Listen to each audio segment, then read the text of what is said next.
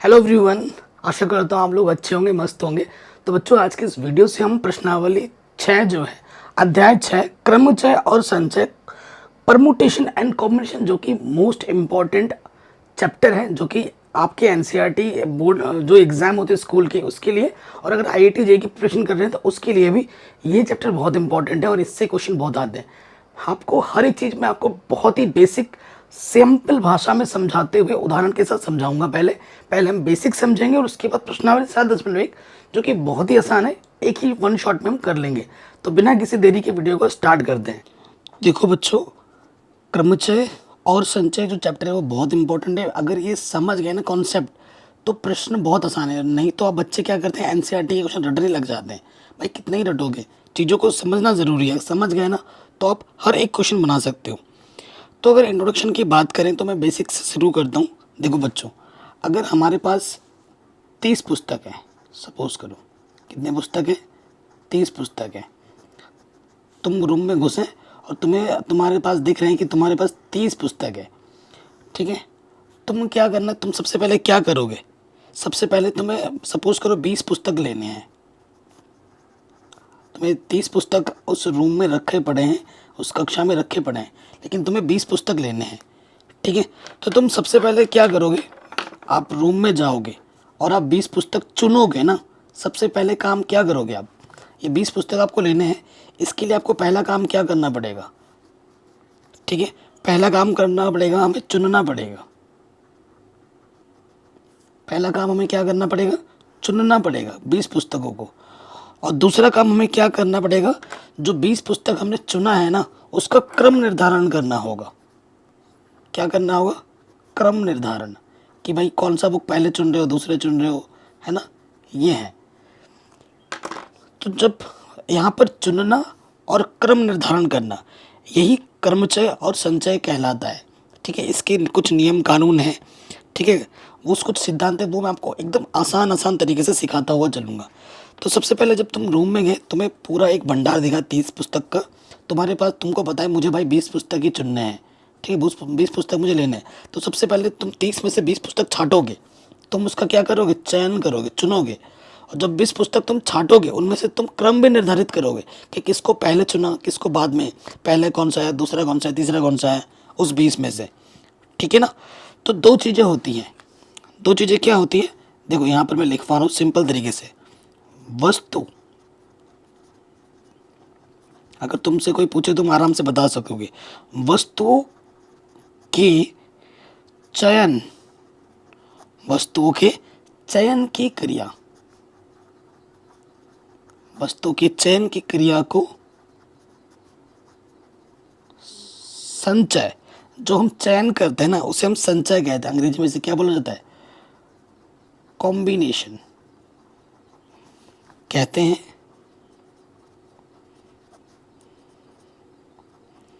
और चयनित वस्तुएं, और चयनित वस्तुओं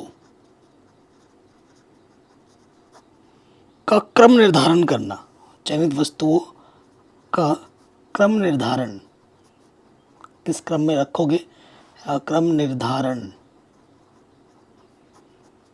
क्या कहलाता है, क्रमचय कहलाता है। क्रमचय अंग्रेजी में जिसको क्या कहते हैं, परमुटेशन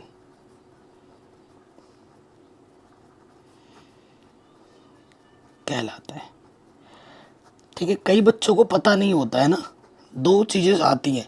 जब आप कर्मचारी होगा तो पी वाला फॉर्मूला आता है। पी वाला फॉर्मूला क्या होता है, सी वाला फॉर्मूला क्या होता है, वो पे आप सीखोगे आगे चलकर, ठीक है।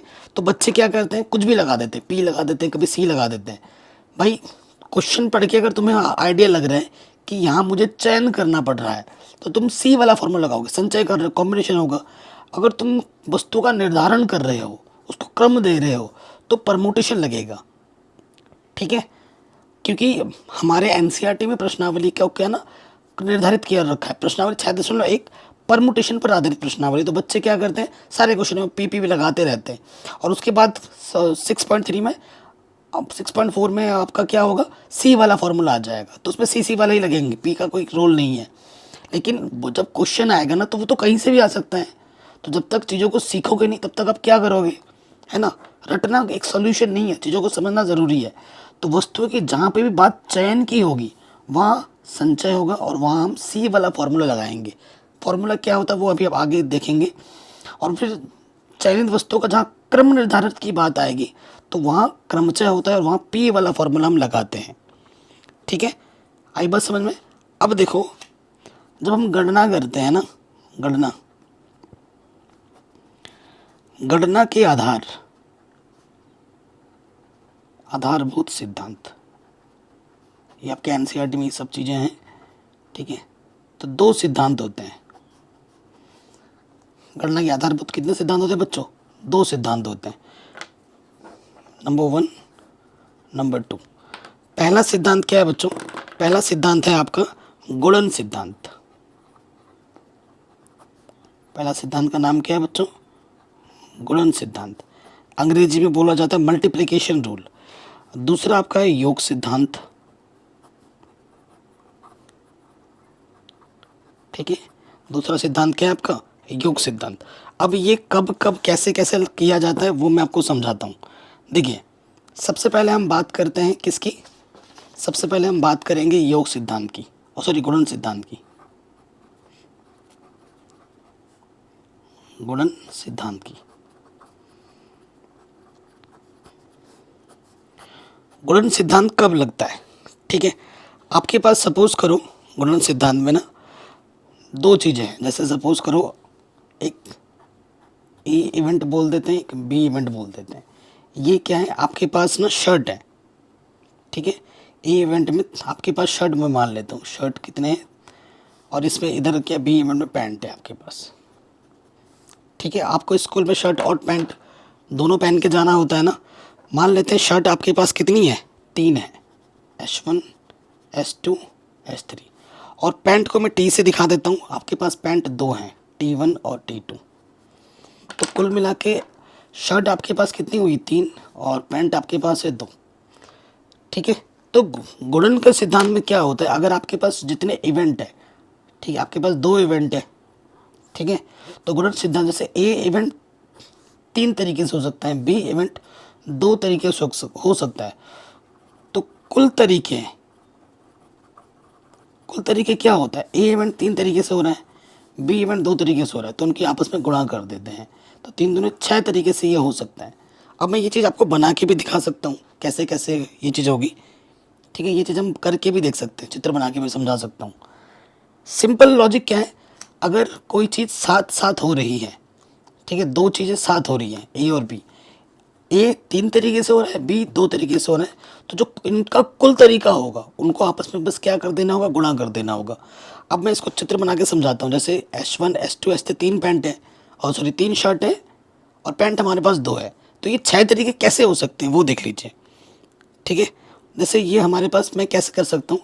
S1 मैंने शर्ट लिया, S1 के साथ एक दिन मैंने T1 पैंट पहन ली, या फिर S1 शर्ट के साथ मैंने T2 पैंट पहन ली। यही तो हो सकता है कि मैंने ये शर्ट रखा, एक दिन ये वाला पैंट पहन लिया, या फिर एक दिन ये वाला पैंट पहन लिया।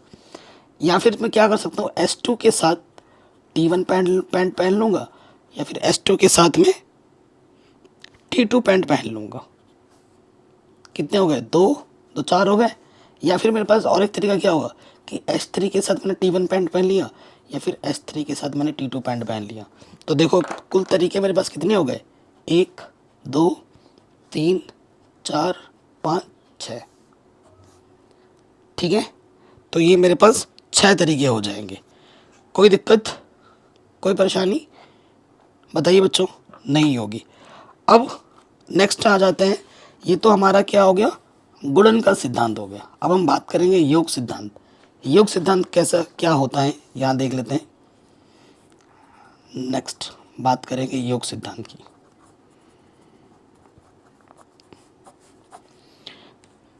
देखो, जब भी बात आएगी ना गुणा, कुल तरीके ए और बी दोनों को हम लेके चल रहे हैं ना। देखो, शर्ट और पैंट और का कॉम्बिनेशन आएगा। जब भी और आएगा ना तो वहाँ होगा गुणा। ठीक है, वहाँ क्या होता है? गुणा। और जब भी बात आएगी या, वहाँ होगा योगफल। ठीक है, ये सिंपल सिंपल चीज़ें हैं, ये नोट करके लिखा करो। अभी क्वेश्चंस करेंगे, बहुत हेल्प मिलेगी हमें इन नोट्स की। ठीक है, छोटी छोटी चीज़ें हैं, छोटी छोटी मगर काम की चीज़ें हैं ये। अब बात करते हैं योग सिद्धांत की। योग सिद्धांत क्या है? जैसे हमारे पास दो इवेंट है, एक इवेंट ए है और एक इवेंट बी है। देखो, मतलब हमारे पास एक स्कूल है, ठीक है। स्कूल में क्या है ना, टाई पहननी है। मान लेते हैं ये जो टाई है ना, ये रेड कलर की टाई है और ये ब्लू कलर की टाई है। लेकिन जब भी स्कूल में जाओगे तो एक ही टाई पहन के जाना होता है। अब दो दो टाई तो नहीं पहन सकते ना। मान लेते हैं रेड कलर की टाई कितनी है, T1 T2, और ब्लू कलर की टाई है 3। ठीक है, तो रेड कलर को चुनने का जो कितने 2 हैं और ब्लू कलर का मेरे पास कितना है, 3 है। ठीक है, तो योग के सिद्धांत में क्या होता है, अब जब दोनों में से किसी एक की बात हमें लेनी है, हमारे पास दोनों चॉइस हैं, ए भी है और बी भी, लेकिन या तो ए पहनना है या फिर बी पहनना है। ठीक है, तो यहाँ पर बात होगी योग सिद्धांत की। ठीक है, तो इन दोनों में से किसी एक के चयन की जो कुल तरीके होंगे। ठीक है, ठीक है, जैसे ए और बी हमारे पास दोनों है, ए या बी में से किसी एक के अगर हम चयन करेंगे तो हमारे पास इसके 2 तरीके हैं, इसके 3 तरीके हैं, तो कुल तरीके कितने होंगे, 2 + 3। कुल तरीके कितने होंगे, 2 + 3। ये होता है सिंपल। ठीक है, तो जब भी यहाँ आएगा तो लगेगा प्लस, और जब भी और आएगा तो लगेगा गुणा। ठीक है, और जितना क्वेश्चन हम करेंगे उतना हमारा कॉन्सेप्ट निकलेगा। सिंपल इतना ही कॉन्सेप्ट रखेंगे हम। ठीक है, तो हमारा हर एक चीज़ आराम से बनेगा। अब कुछ और चीज़ें मुझे आपको बतानी है, वो देख लेते हैं। तो अब हम बात करेंगे फैक्टोरियल नोटेशन की। ठीक है, क्रम गुणित संकेतन हिंदी में बोलते हैं, तो अंग्रेजी में ज़्यादा आसान है फैक्टोरियल नोटेशन। फैक्टोरियल नोटेशन क्या होता है उसके बारे में जान लो बच्चों। देखिए, 1 से लेकर, ठीक है, n तक, n कोई भी नंबर हो सकते हैं, n तक सभी प्राकृतिक संख्या का गुणन होता है।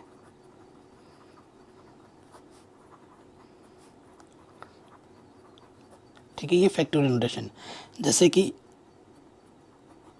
1 × 2 × 3 × 4 ऐसे चल रहा है, कहाँ तक, n-1 n तक। ठीक है, ये सभी आपस में क्या है, गुणे में है। तो इसको जो लिखा जाता है ना, वो इस तरीके से लिखा जाता है, फैक्टोरियल n प्राकृतिक संख्या का गुणनफल फैक्टोरियल।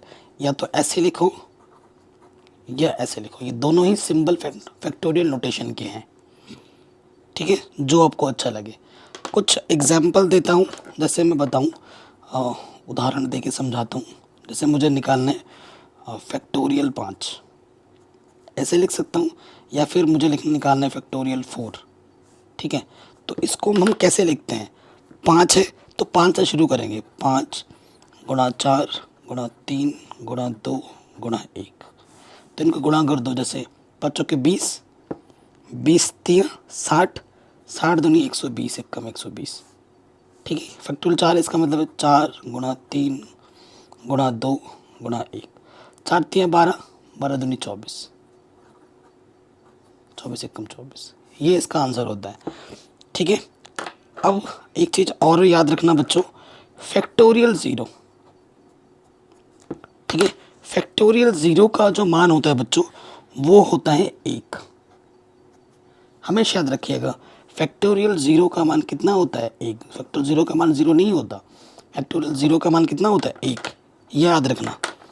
कोई डाउट, कोई दिक्कत यहाँ तक नहीं होगी, ये चीज़ तो आ गई होगी। ठीक है ना, सिंपल एकदम। अब एक चीज़ और मैं बताता हूँ। देखिए, मैंने आपको क्या बोला, जब भी बात होगी क्रमचय की, जब भी हमें क्रमचय होगा ना, क्रमचय का मतलब क्या हुआ बच्चों, परमुटेशन। तो मैं कह रहा था आपको कि P वाला फॉर्मूला, तो ये P वाला फॉर्मूला कहाँ से आता है, कैसे लिया जाता है, वो मैं आपको पहले समझाता हूँ। देखिए, यदि हमारे पास ना n वस्तुएं हैं, जैसे हमारे पास स्टार्टिंग में आपको दिखा 30 किताब है, तो n की जगह पे 30 है, हमने 20 लिया था, ठीक है। तो हमारे पास कुछ होता है, हमें कुछ लेना होता है, ठीक है ना। यदि यदि n वस्तु n वस्तुओं में से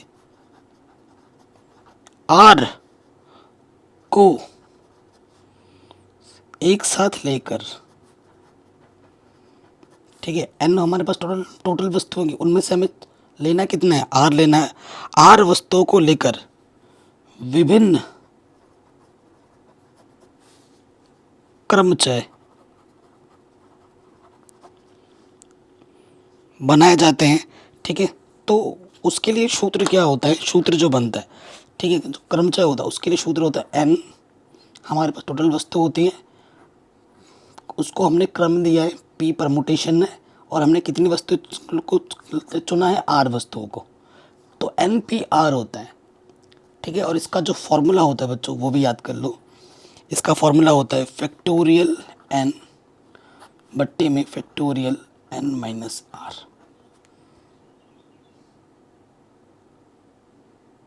ठीक है।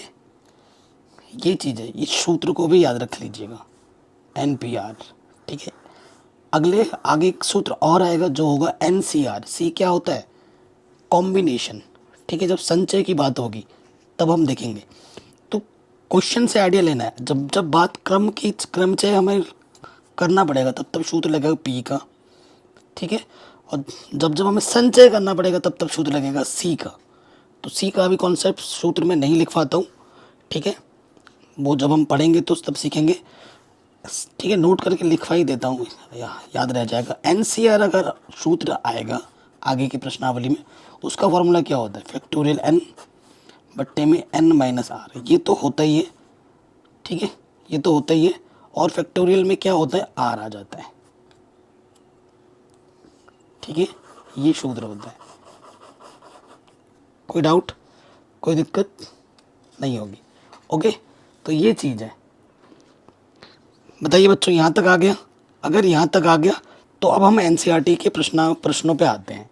प्रश्नावली 6.9 क्लास 11th मैथमेटिक्स, सिंपल एकदम रख रहा हूँ, एक्सप्लेनेशन को मैं ज़्यादा लेंथी नहीं बना रहा, ठीक है। तो पहले क्वेश्चन पे आ जाते हैं, और इन क्वेश्चनों को मैं दो दो तरीके से सॉल्व करवाऊँगा आपको, ठीक है, दो दो तरीके से सॉल्व करवाऊँगा, जो आपको अच्छा लगे वो आप एग्ज़ाम में कर सकते हैं। तो पहले क्वेश्चन पे आ जाते हैं। प्रश्नावली 6.1 कह रहे अंक 1 2 3 4 और 5 में से कितनी 3 अंकीय संख्याएं बनाई जा सकती हैं, अंकों की पुनरावृत्ति की अनुमति हो, ये बोला गया है, ठीक है। और दूसरा है अंकों की पुनरावृत्ति की अनुमति नहीं हो, ठीक है। देखो बच्चों, हमारे पास 3 अंकीय संख्याएं हमें बनानी है, मैं आपको चित्र की मदद समझाऊंगा। 3 अंकीय संख्याएं, और हमारे पास कुल अंक कितने हैं, देखो 1 2 3 4 5 अंक हैं, ठीक है। सो देखिए बच्चों, ये इकाई का, ठीक है, ये दहाई का अंक और ये सैकड़े का, इनको हमें भरना है। तो हमारे पास क्या है, चुन सकते हो, अदला बदली नहीं कर, मतलब इसमें क्या है कि रिपीट हो सकते हैं अंकों की पुनरावृत्ति। जैसे 5 नंबर है ना, यहाँ 3 लिखा है, यहाँ पर भी 3 लिख सकते हो, यहाँ पर भी 3 लिख सकते हो, मतलब 5 में से 5 नंबर बार बार यूज़ कर सकते हैं, ठीक है।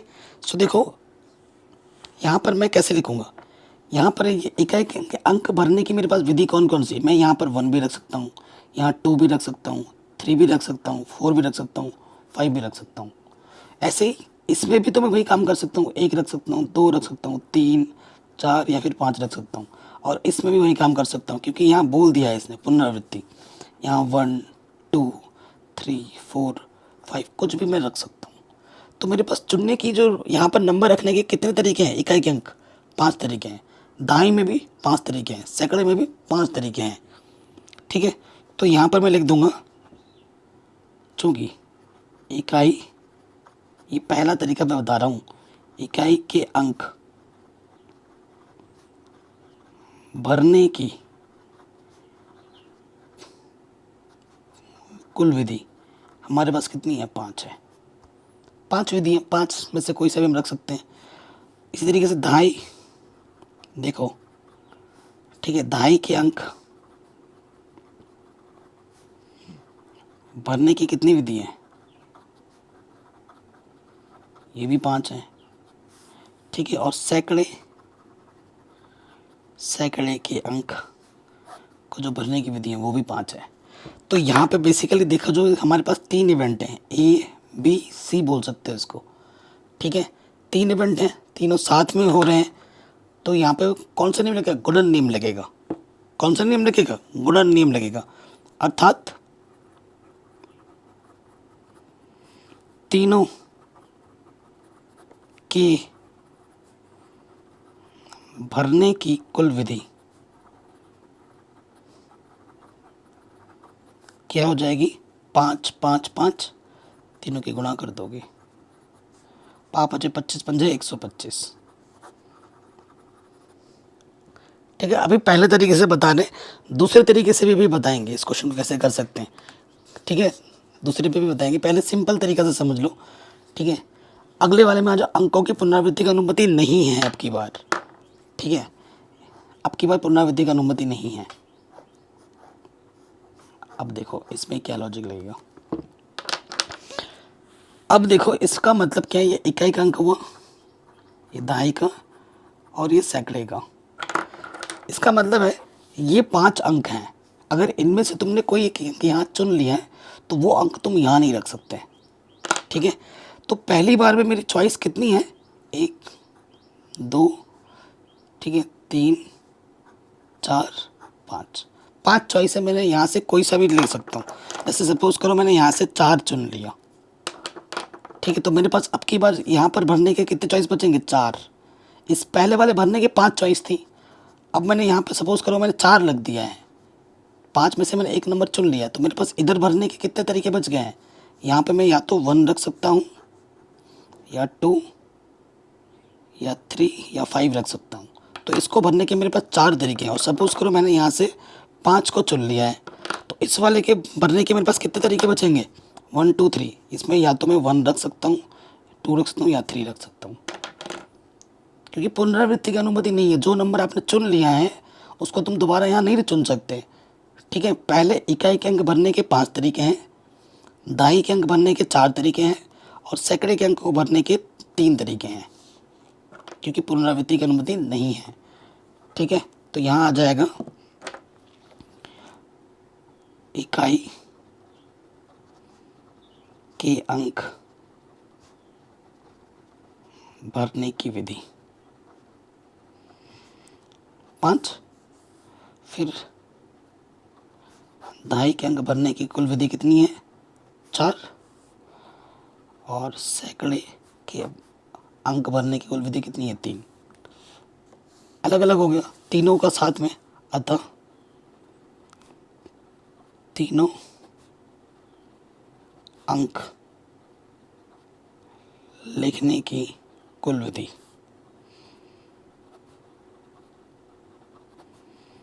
तो ये 5 सबके क्या हो गए? गुणा 3, तो ये हो जाएगा 5 के 20 3 60। ये हमें हमारा उत्तर, हमें हमारा आंसर आराम से मिल जाएगा। कोई दिक्कत, कोई परेशानी नहीं है। ओके, अब मैं बताऊंगा इस क्वेश्चन को करने की सेकंड विधि, द्वितीय मेथड, दूसरा तरीका। ये तो पहला तरीका सिंपल था, आराम से हो गया। अब देखो क्वेश्चन समझना, 1 2 3 4 5 में से कितनी 3 अंक की संख्याएं बनाई जा सकती हैं? तो इसमें तुम क्या कर रहे हो? क्रम निर्धारण करना है हमें। ठीक है, क्रम निर्धारण करना है ना। जैसे ये हमारे पास संख्या है, मैं आपको बोलता हूँ, जैसे ये पहला वाला पार्ट है, 3 अंक की संख्याएं बनानी है, हमारे पास 5 संख्या है, 1 2 3 4। तो मैं इन संख्याओं का क्रम आगे पीछे कर सकता हूँ, क्रम ही तो निर्धारण करना है, और क्रम निर्धारण करके ही हमें क्या बनाना है? संख्या बना के दिखानी है। जैसे मैंने यहाँ 5 लिख दिया, यहाँ पर मैंने 2 लिख दिया, यहाँ पर फिर से मैंने 5 लिख दिया, तो 525 हो गया। इन संख्याओं का मैं क्या कर रहा हूँ? क्रम निर्धारण कर रहा हूँ। और क्रम निर्धारण बोले तो क्रमचय, और क्रमचय बोले तो परमुटेशन। परमुटेशन के सूत्र कौन सा लगता है? पी वाला। ठीक है, कौन सा लगता है? पी वाला। अब देखिए ये हमारा क्या है? इकाई का अंक, ये हमारा दहाई का अंक, ये हमारा है सैकड़े का अंक। तो ऐसे इसमें आ जाएगा इकाई की अंक चुनने की विधि। क्या होगा, हमारे पास कुल नंबर कितने हैं, 5। ठीक है, सूत्र क्या होता है, NPR होता है ना, N कुल वस्तु होती है और R जिसका आप चयन करते हो। तो 5 में से मुझे एक का चयन करना है, 5P1। ठीक है, उसके बाद दूसरे बार में भी मेरे पास 5 ही चॉइस है, क्योंकि पुनरावृत्ति की अनुमति है। तो दाई के अंक भरने की मेरे पास चॉइस कितनी है, 5 है। तो दाई के चुनने की भी विधि क्या हो जाएगी, 5 है, मुझे एक का चयन करना है, 5P1। और सैकड़े का भी वही हो जाएगा, 5P1। तो कुल विधि, अतः तीनों अंक चुनने की कुल विधि, इन तीनों की क्या हो जाएगी गुणा, 5P1 5P1 5P1। अब इसको हल करके देखते हैं, है ना। आप कहोगे सर 5P1 का मान कितना होता है, मैं आपको निकाल के दिखाता हूँ। और एक ट्रिक भी है मेरे पास। देखो, जब 5 जो संख्या ऊपर हो और P1 हो तो वही संख्या फिर से आ जाती है। इसका मान 5 ही आएगा, इसका मान भी 5 आएगा और इसका सेम चीज़ है, तो आंसर 125 आएगा। अब मैं आपको निकाल के दिखाता हूँ कि 5P1 का मान 5 कैसे और क्यों आएगा। 5P1 है तो ये NPR का सूत्र है, फैक्टोरियल N। ठीक है, बट्टे में क्या हो जाएगा, N-R होता है, यहाँ N की जगह पे 5 है, फैक्टोरियल 5 5-1। ठीक है, अच्छा, लगे हाथ एक क्वेश्चन, एक सूत्र मुझे और बताने के लिए मौका मिल गया। अब एक चीज़ मैं आपको बताता हूँ, नोट करके लिख लो, क्योंकि यहाँ से मुझे एक चीज़ याद आ गई। फैक्टोरियल N को मैं कैसे लिख सकता हूँ, N-1 का फैक्टोरियल भी लिख सकता हूँ। इसको और एक तरीके से भी लिख सकता हूँ, N-1 N-2 का फैक्टोरियल भी लिख सकता हूँ। ठीक है, जैसे जैसे बढ़ाते जाओगे ऐसे हम कर सकते हैं। तो यहाँ से क्या होगा, फैक्टोरियल 5 है और यहाँ पर फैक्टोरियल कितना है बच्चों, 4। तो फैक्टोरियल 5 को मिल सकता हूँ 5 गुणा फैक्टोरियल 4, बट्टे में क्या है, फैक्टोरियल 4, फैक्टोरियल 4 से फैक्टोरियल 4 कट गया, क्या आ गया, 5। ये सिंपल तरीका है। या तो फिर तुम पूरा पूरा खोल दो, 5 गुणा 4 गुणा 3 गुणा 2 गुणा 1, और इसको लिख दो 4 गुणा 3 गुणा 2 गुणा 1, फिर काटा पेटी करो, वो भी से वो भी एक तरीका है। लेकिन जब छोटे कैलकुलेशन से हम कर सकते हैं तो बड़ा कैलकुलेशन हम क्यों करें। ठीक है, तो जैसे यहाँ 4 तक चाहिए था तो मैंने 4 तक ही रखा, तो 5 गुणा 4 गुणा फैक्टोरियल 3 भी लिख सकता हूँ मैं इसको, बट हमें 4 के नीचे दिख रहा है फैक्टोरियल, तो 4 तक ही रखते हैं। तो हल करके 5 आ गया, तो इसका मान भी 5, इसका मान भी 5, इसका मान भी 5, गुणा करके 125 आ गया पहले वाले में। दूसरे वाले क्वेश्चन में आ जाऊँ, क्रम निर्धारण करना है। अब तो आपको दूसरा वाला पता ही लग गया होगा। ठीक है, 3 संख्या हैं, इकाई, दहाई, सैकड़ा, है ना। इकाई, दहाई, सैकड़ा। अब आप खुद देखो बच्चों, 5 तरीके हैं अभी हमारे पास, 5 तरीके से 5 नंबर में से मुझे एक नंबर चुनना है। ठीक है, अब एक नंबर जो, क्योंकि पुनरावृत्ति की अनुमति नहीं है इसमें, जैसे 5 में से एक चुन लिया तो उसको साइड कर दो। अब तुम्हारे पास कितना चॉइस बचा, 4। तो अब की बार 4 बचा है, वहाँ से तुम्हें एक चुनना है, दहाई के अंक बनने की। और सैकड़े में क्या हो जाएगा, एक चुन लिया है, 4 में से एक कम हो गया 3, तो 3 में से एक चुनना है। और मैंने अभी ट्रिक बताया है। ठीक है, तो कुल विधि क्या हो जाएगी, कुल विधि क्या हो जाएगी, या इसका मान 5, इसका मान 4 और इसका मान 3। शॉर्ट ट्रिक अभी बताया था कि 3 नीचे अगर 1 होता है ना पी में, तो ऊपर जो संख्या होती है वही आ जाता है। हल करके भी देख सकते हो, 5 के 20 3 60। ठीक है, दोनों विधि से मैंने आपको करके दिखा दिया, आंसर आ गया आपका, सिंपल। तो जब भी बात आएगी क्रमचय की, हम सूत्र लगाना है कौन सा, पी वाला। सेकंड क्वेश्चन में आ जाते हैं। कह रहे 1 2 3 4 5 6 में से कितनी 3 अंक की सम संख्याएं बनाई जा सकती हैं यदि अंकों की पुनरावृत्ति की जा सकती है।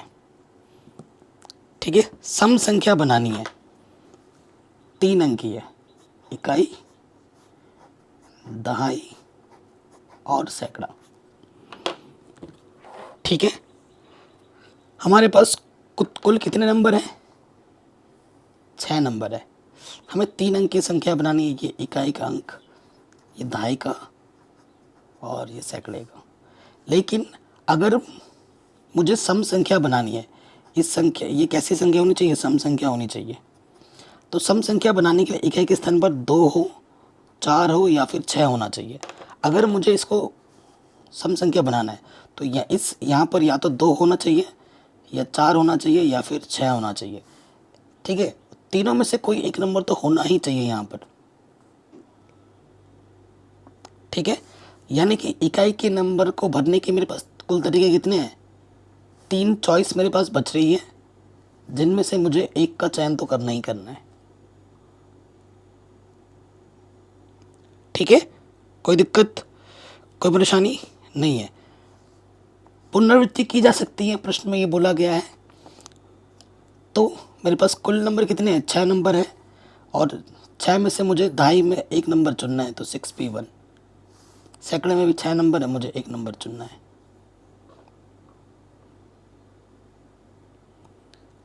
ठीक, बताओ आया समझ में? सिंपल है ना? देखो 6 नंबर मेरे पास दे रखा है, इकाई दहाई सैकड़ा है, सम संख्या मुझे बनानी है। ठीक है, सम संख्या आपसे पूछ रहा है, तो सम संख्या तभी बनेगा जब इकाई के स्थान पर 2, 4 या फिर 6 हो। 3 चॉइस मेरे पास बच रही है। ठीक है, तो तीनों में से कोई एक का चयन मुझे करना ही है, तो 3p1 हो जाएगा इकाई के स्थान बनने की। और दहाई में कुछ भी हो उससे फ़र्क नहीं पड़ता। टोटल नंबर कितने अच्छे हैं, मुझे एक का चयन करना है, एक नंबर तो डालना ही पड़ेगा यहाँ पर, 6p1। और इसमें भी 6p1 हो जाएगा क्योंकि पुनरावृत्ति की अनुमति है। ठीक है, तो लिखेंगे इकाई का अंक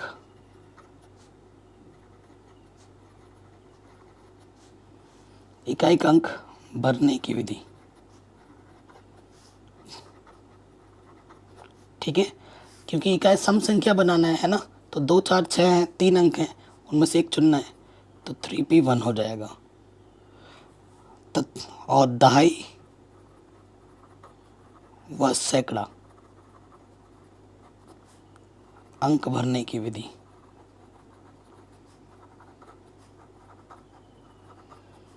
सिक्स पी वन दहाई के लिए और सैकड़ा के दोनों के लिए।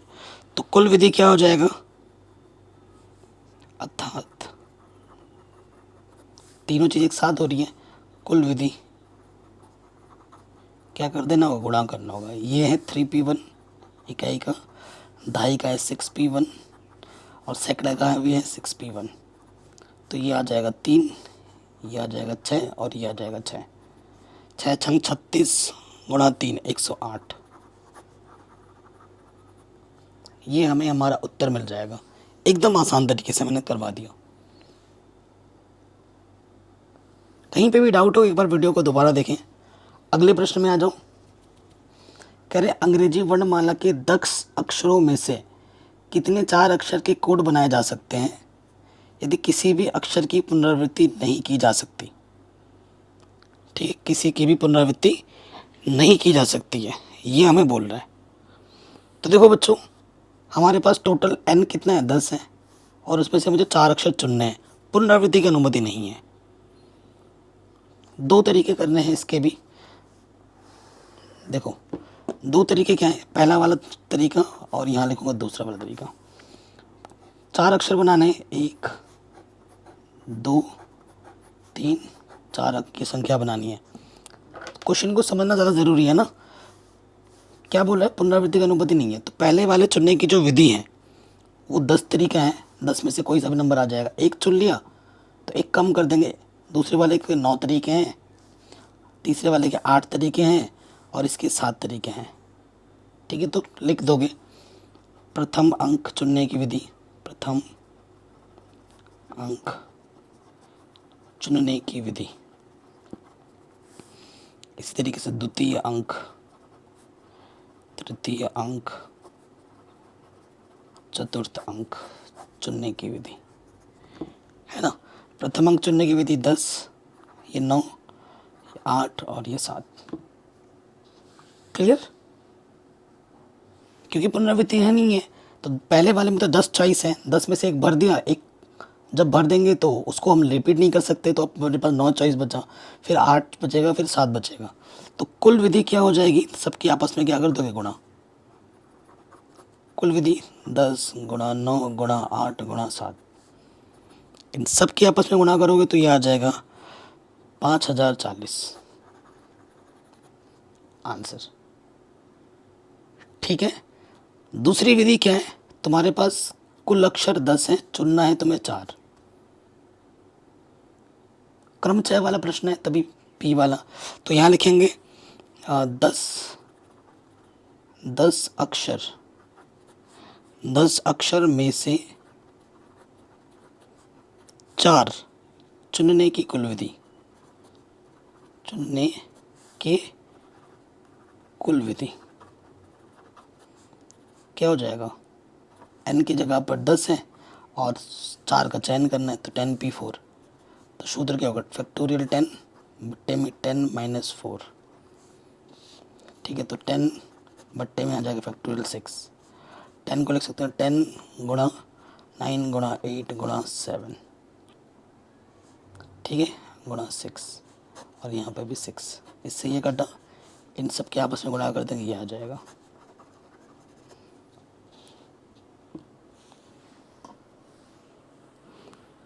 ठीक है, कोई दिक्कत, कोई परेशानी नहीं है।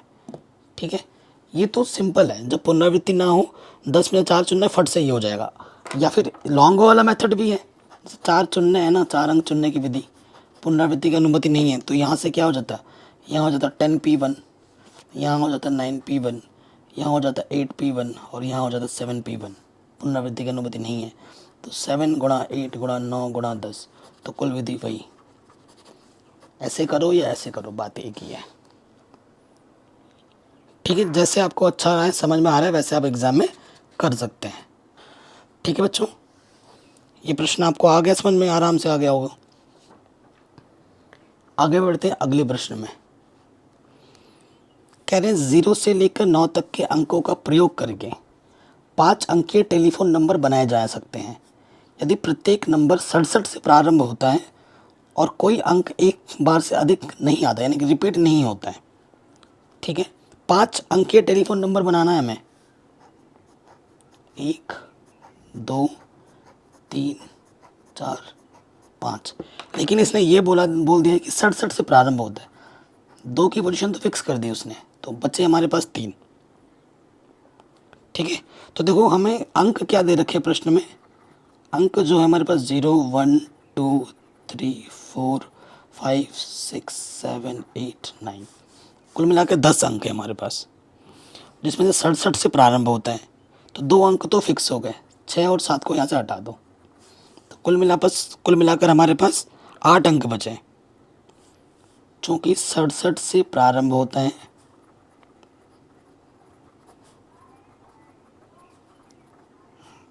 इस अतः शेष अंक मेरे पास कितना है, 8। 2 हटा देंगे यहाँ से, शेष अंक 8 बचेंगे। वो 8 अंक कौन से हैं, 0 1 2 3 4 5 6 8 9, ये 8 अंक और मेरे पास बच रहे हैं। पुनरावृत्ति की अनुमति बिल्कुल भी नहीं दे रहा है, तो 8 मेरे पास बच रहे हैं, तो 3 अंक भरने हैं। तो ये पहला, दूसरा, तीसरा, 8p1, पुनरावृत्ति की अनुमति नहीं है, एक कम हो गया, 7p1, और ये हो जाएगा 6p1।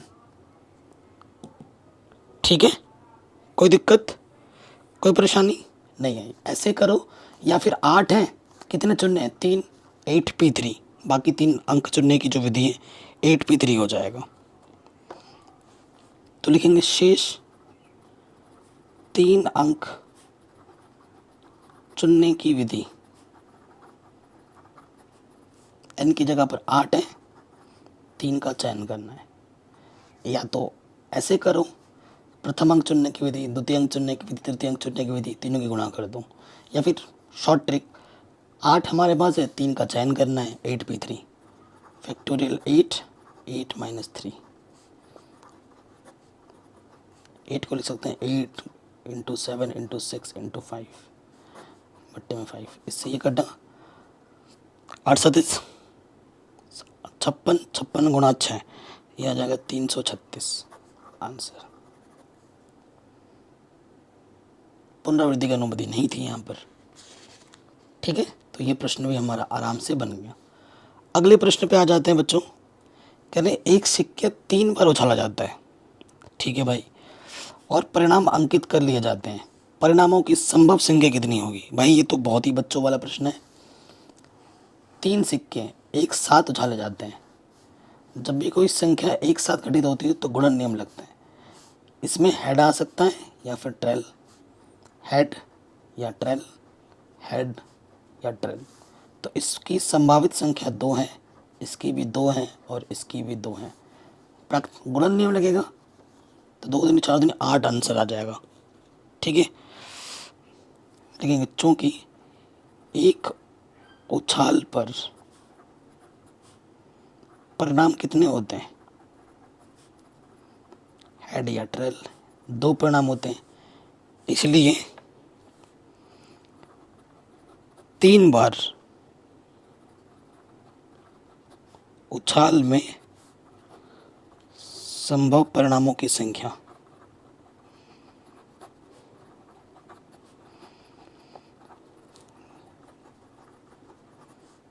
तो ये कितना हो जाएगा 8।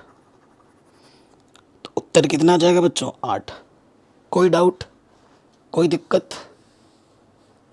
नहीं होगी, है ना। ये प्रश्न भी आपका आराम से बन गया। आगे बढ़ते हैं, ये हमारा आखिरी प्रश्न है इस प्रश्नावली का। कह रहे भिन्न भिन्न रंगों में 5 झंडे दिए हुए हैं, ठीक है, इनमें से कितने विभिन्न संकेत बनाए जा सकते हैं? विभिन्न संकेत बनाए जा सकते हैं यदि प्रत्येक संकेत में 2 झंडों एक के लिए दूसरे के प्रयोग की आवश्यकता पड़ती है। ठीक है, मतलब 5 झंडे हैं, इसमें 2 का चयन करना है आपको। पुनरावृत्ति नहीं है, विभिन्न बोला है ना, विभिन्न संकेत, पुनरावृत्ति की अनुमति नहीं है।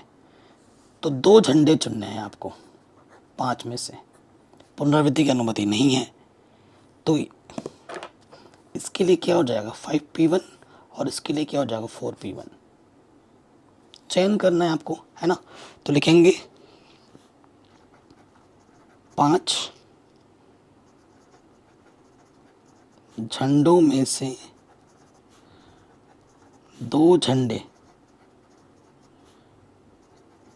चुनने की कुल विधि। ठीक है, n की जगह पे क्या है बच्चों, ये n की जगह पर है और ये r की जगह पर, तो ये आ जाएगा 5P2 फैक्टोरियल 5। आप जानते ही हैं NPR का सूत्र क्या होता है, फैक्टोरियल n बट्टे में n - r का फैक्टोरियल, 5 - 2 का फैक्टोरियल, तो 5। ठीक है, नीचे कितना आ गया 3 फैक्टोरियल, तो 5 × 4 × 3 फैक्टोरियल, 3 से फैक्टोरियल 3 कटा, 5 चौके 20, तो आंसर कितना आ जाएगा 20। तो 20 इन झंडों से कितने संकेत हम बना सकते हैं 20। ये हमें हमारा उत्तर आराम से मिल जाएगा। किसी भी जगह कोई भी डाउट हो, दिक्कत हो, वीडियो को एक बार दोबारा देखें। मैंने बहुत ही सिंपल वे में समझाया है हर एक चीज़ को, ज़्यादा डिफ़िकल्ट एक्सप्लेनेशन मैंने नहीं किया है, ताकि आप चीज़ों को कनेक्ट कर पाओ आसानी के साथ, उतना ही सिंपल मैंने रखा है। कहीं पे भी कोई डाउट हो एक बार वीडियो को दोबारा देखें, है ना, और आराम से देखोगे तो समझो। मेन चीज़ है जब भी बात क्रम की होगी तो हमें पीक वाला सूत्र लगाना है, और जब भी बात संचय की होगी, जब आगे की प्रश्नावली में देखेंगे वहाँ पर सूत्र सी का लगेगा। मेन चीज़ है क्वेश्चन को आप पढ़ो आराम से, क्वेश्चन बहुत ही सिंपल होते हैं। तो बच्चों बताओ, जो भी मैंने आपको पढ़ाया आपको समझ में आया कि नहीं आया ना? तो आपसे रिक्वेस्ट है कि आप इस वीडियो को एक बार दोबारा देखें। प्रैक्टिस और रिवीजन बहुत बड़ा हथियार है। अगर आपको मैथमेटिक्स में फोड़ना है तो जितना प्रैक्टिस करोगे, जितना रिवीजन करो, आपका कॉन्सेप्ट उतना निखरेगा। ठीक है, कोई भी डाउट हो तो क्वेश्चन को एक बार दोबारा देखिए, वीडियो को दोबारा देखिए, डाउट रहेगा नहीं। ठीक है, और वीडियो को हर जगह शेयर करें, चैनल पर नए तो सब्सक्राइब। सब कुछ मैंने पढ़ा रखा है, लिंक्स मिलेंगे डिस्क्रिप्शन पे, प्लेलिस्ट ज़रूर चेक करें। जय हिंद, मिलते हैं नए वीडियो में।